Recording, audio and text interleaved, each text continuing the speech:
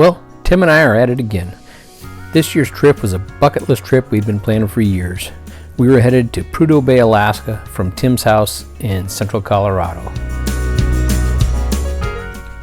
This would be our fourth trip together. We previously rode the COBDR, portions of the Continental Divide Trail, and most recently we met up in Michigan with my brother Brad to ride around Lake Superior.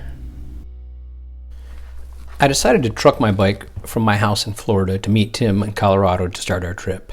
In addition, my wife came along and we enjoyed a nice week in the mountains. We spent some time in Pagosa Hot Springs and then traveled down to Colorado Springs and spent some time with some friends we'd made when we'd lived there previously. Tim would be riding his trusty old 1943 KLR 650 that he'd picked up at a swap meet, and I was going to be riding my big V-Strom that had successfully taken me across country several times. Our plan for this ride was to pre-script each day headed north to Anchorage, as we had bike services waiting for us there for tire change and oil change. Once those services were complete, we'd take the rest of the trip day by day, mileage and where we stayed based on how we felt those days.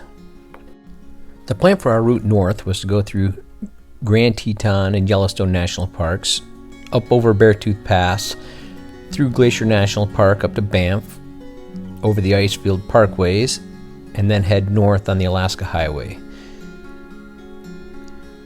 This trip proved to be an adventure from day one. Tim had the obligatory chain issues on his KLR, and also found out the hard way that paying a little extra for gas is better than sitting on the side of the road.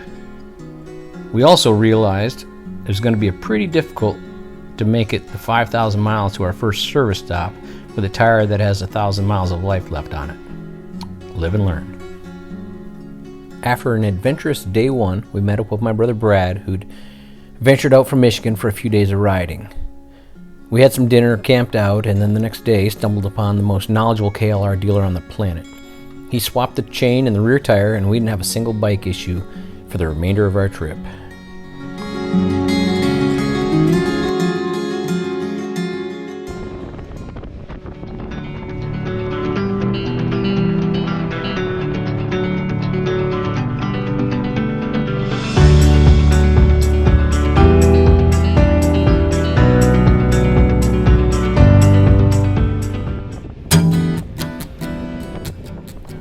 After getting Tim's bike serviced, we headed out of Lander, Wyoming late that morning on day 2. With the exception of some construction delays we encountered that day, this would turn out to be an absolutely unbelievable day of riding.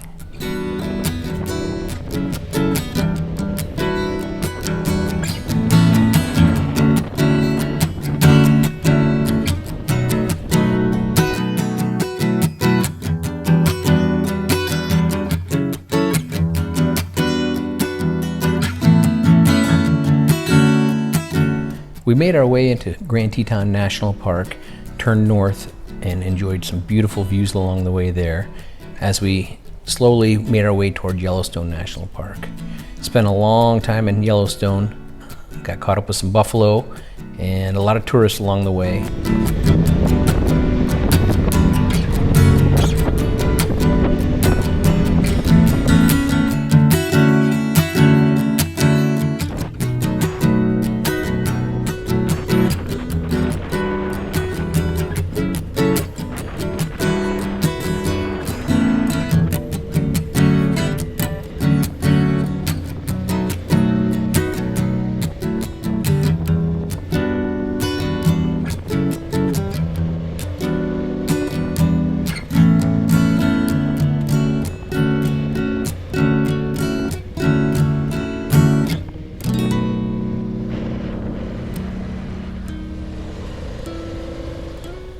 We spent the majority of that afternoon working our way through Yellowstone, enjoying all the views that it had to offer.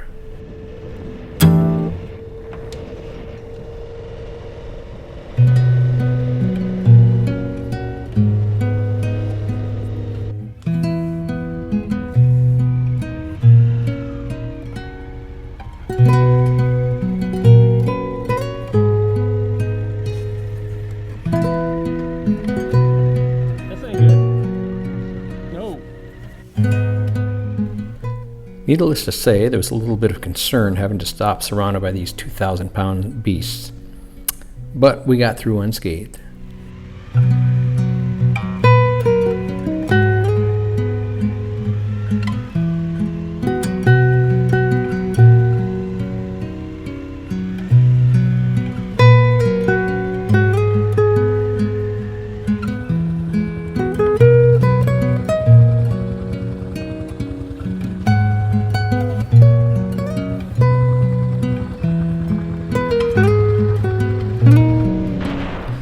Due to multiple road construction delays in Yellowstone, we reached Beartooth Highway a bit later in the afternoon than we would have liked, but it did pay off as we had most of the entire highway and the entire pass almost to ourselves. Beartooth Highway is a 68-mile highway connecting Yellowstone with Red Lodge, Montana. Reaches elevations of almost 11,000 feet and is often referred to as one of the most scenic routes in the country. We certainly enjoyed it.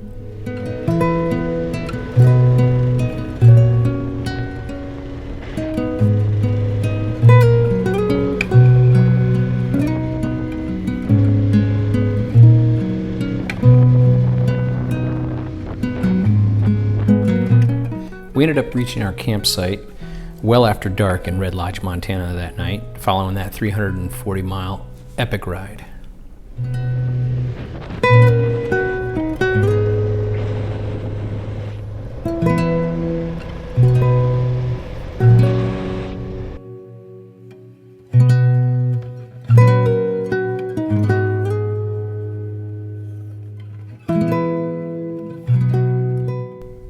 The following morning, on the start of day 3, we would part ways with Brad as he would head east back toward Michigan, and Tim and I would continue our route north. We'd have loved to have spent more time riding with him, but schedules dictated otherwise, and I think he had a young puppy at home he had to get home and take care of.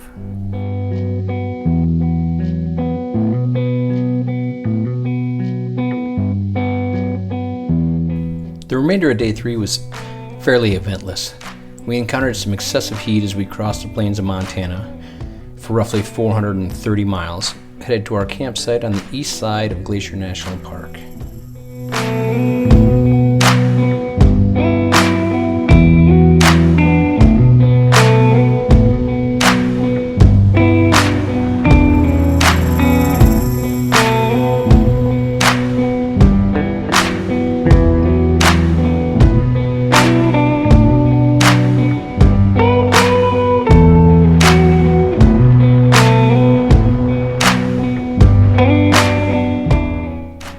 On day 4, we traveled east to west through Glacier National Park, which was another highlight of the trip. We hit it early enough to avoid as much traffic as possible, though we did hit our share.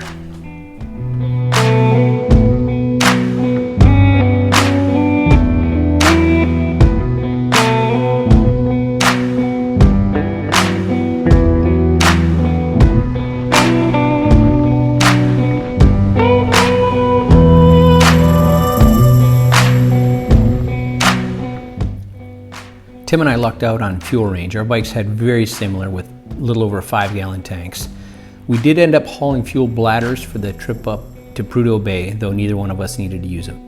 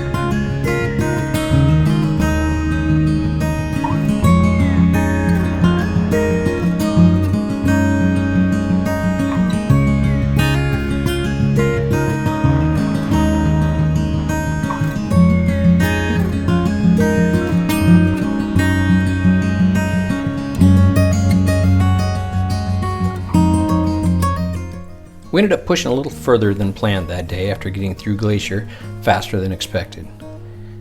We crossed into Canada and found the last little campsite available at a cool little place literally on the bank of the Kootenay River. Water was warmer than we expected as we got a good soak in what was much needed.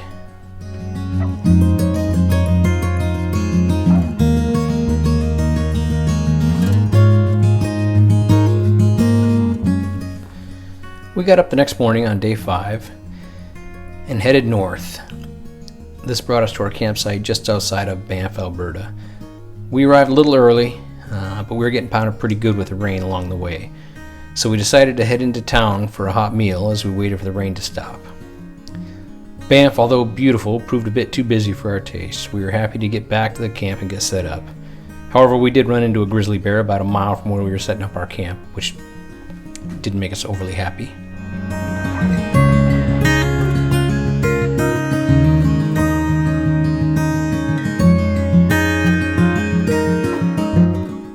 The plan for day 6 was to head up the Icefields Parkway. We ended up stopping quite a bit along the way as a very scenic route. We were headed through Jasper, where we'd stop for lunch and some supplies, an absolutely beautiful town that it was nearly lost recently to a wildfire.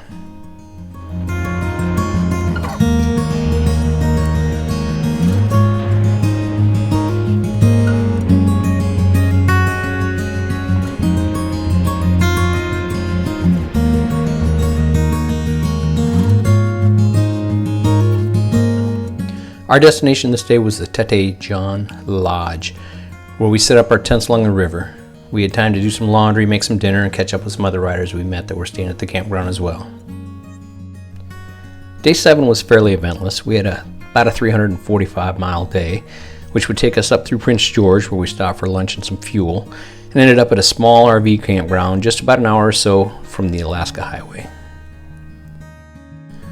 Day 8 brought us to the Alaska Highway just north of Fort St. John. We ended up detouring south into town for a good breakfast before turning back north toward Fort Nelson, where we had a campsite reserved at the Triple G Hideaway.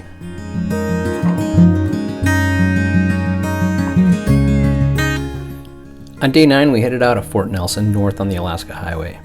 Like much of this trip, the scenery along this route far exceeded our expectations. This was a stretch of road that I hadn't heard a lot of riders talk about in my research.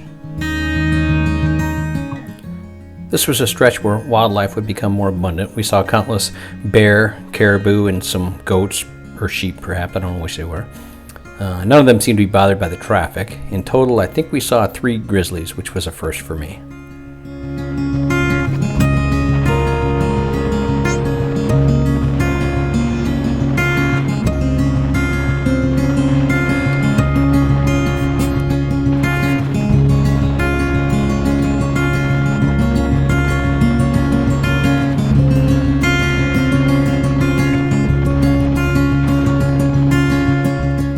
We met up with Wayne, who I think was from Pennsylvania. Our paths would cross a few more times along the trip. If I remember correctly, he was a retired engineer. We had some good talks. He was a really nice guy.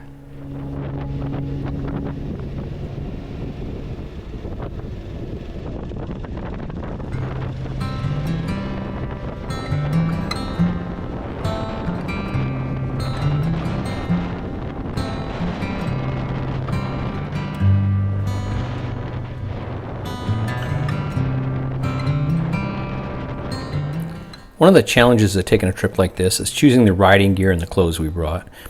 We saw temps from the 30s to over 100 degrees.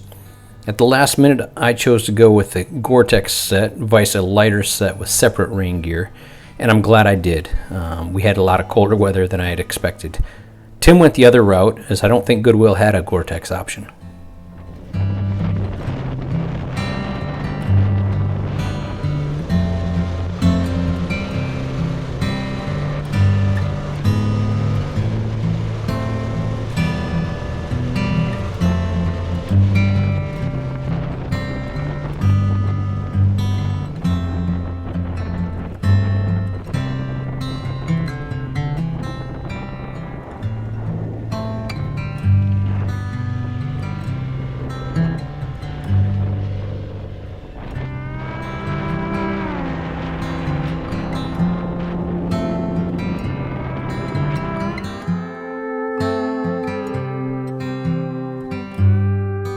Another highlight of the trip was our stop at the Liard Hot Springs.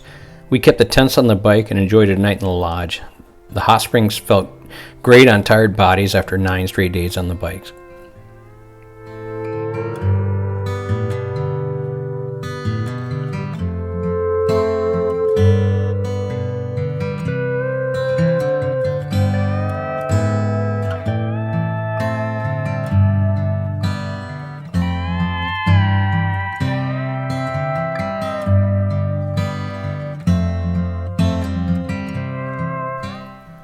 A little bit of advice for anyone planning a trip like this. Make absolutely sure you and your riding buddy or buddies are very compatible. This is a long way to go with somebody whose timing isn't similar to yours. Tim and I are wired very similarly, minus the fact that he could stretch a penny into copper wire, but there's not a better guy to enjoy a trip like this with.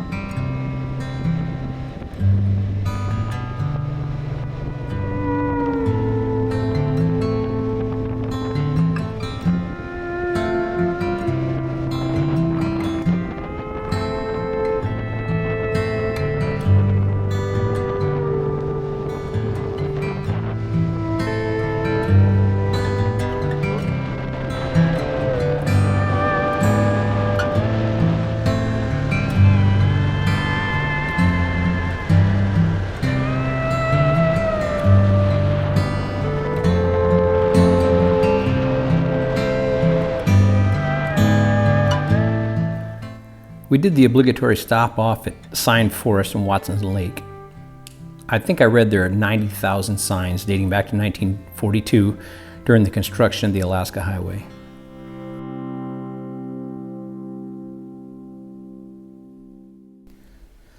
Day 10 brought us into Whitehorse in the Yukon Territory.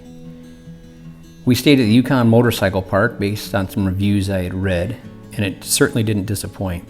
It's a motorcycle-only park with a garage if needed and a good little restaurant.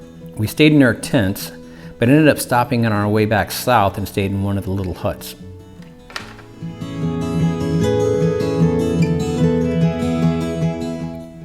Day 11 saw us finally enter Alaska. We would end up in Tok at the Thompson Eagle Claw campground. This was another full-service campground for bikes. We opted for a hard-sided tent this night and ended up doing oil changes on our bikes.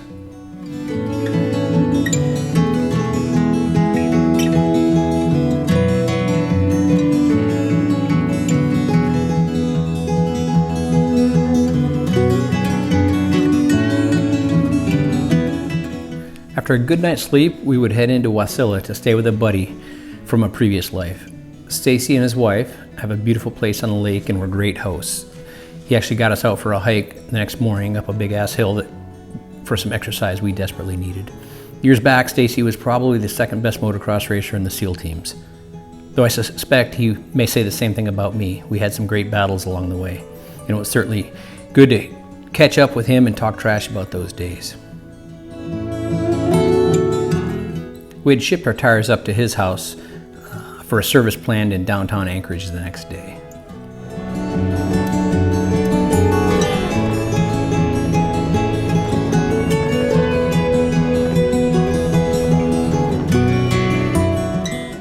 Our tire service was scheduled for 11 a.m., and of course that seems to take longer than expected.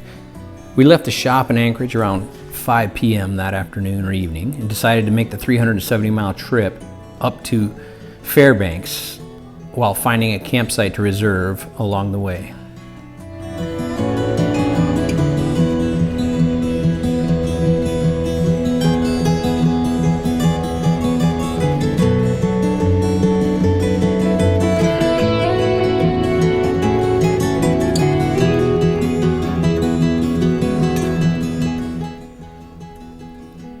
As mentioned previously, we were planning on the fly now. It's roughly 500 miles from Fairbanks to Prudhoe Bay, and most riders opt to stop at the halfway point in Coldfoot, which is probably smart. Tim and I have never really been accused of being that, so we pushed through all the way to Deadhorse, despite the many miles of deep, muddy roads from the grader that was just ahead of us.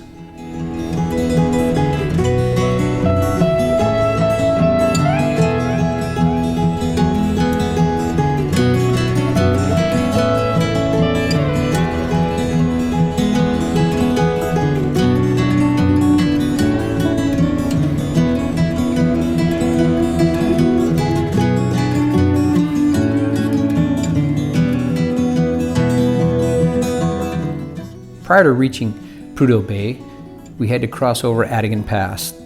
This pass exceeded our expectations. The scenery was incredible and it was a really fun pass to ride over. We had sunny skies with temps in the low 60s coming through the pass, but within 40 miles of Prudhoe Bay, we could see it locked in with fog. As we pulled into Prudhoe, the temps dropped into the 30s, the winds were pushing at roughly 40 knots, and visibility was almost zero. We arrived on fumes, both of us frozen because we were too stubborn to stop and bundle up.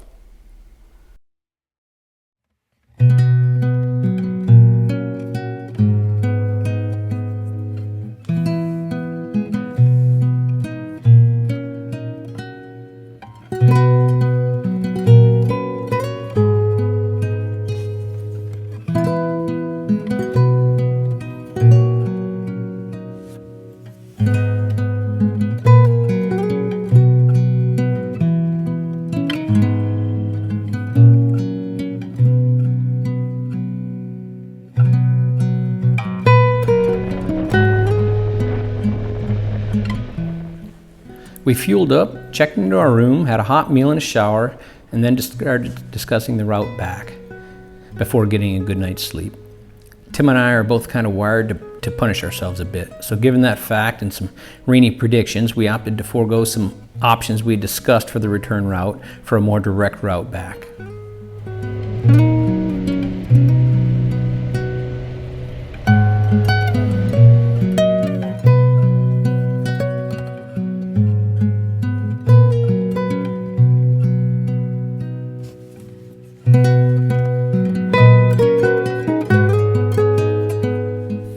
We knocked out the 500-mile trip back to Fairbanks that next day and stayed at the same campground we visited on our way north.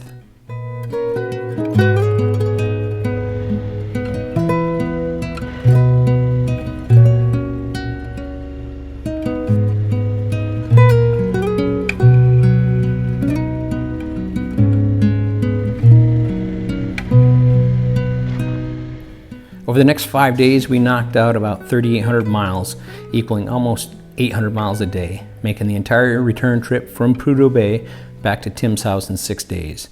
We did opt to take the Cassiar Highway south to see some different scenery.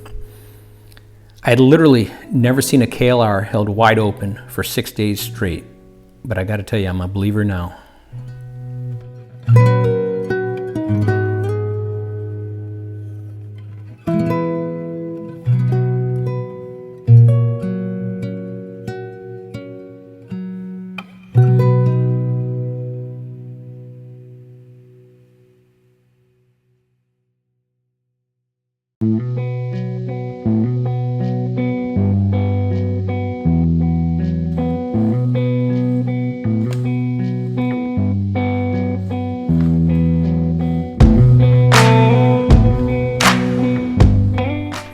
Once back at Tim's house, I loaded up the bike, took a shower, had an awesome dinner with Tim and his wife, and then got on the road about 8 p.m. on that Friday evening. I had to be in Topeka, Kansas by noon the following day, or I'd have to wait till Monday to pick up my new race bike and then head back to Tampa.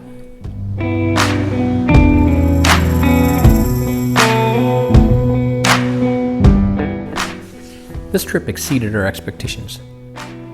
The scenery was unbelievable. We sweated, we froze, we had minor bike issues, and maximum fun. We spent 14 days to get up to Prudhoe Bay, and 8 days later I was sitting in my pool in Tampa, Florida. I'm thankful for Stacy and his wife for hosting us, all the folks we chatted with along the way, to my brother Brad for joining up with us, to Tim for being a great riding buddy, and more importantly, for our incredible wives who held down the forts while we were off on another adventure. Hope you enjoyed it. Till the next one.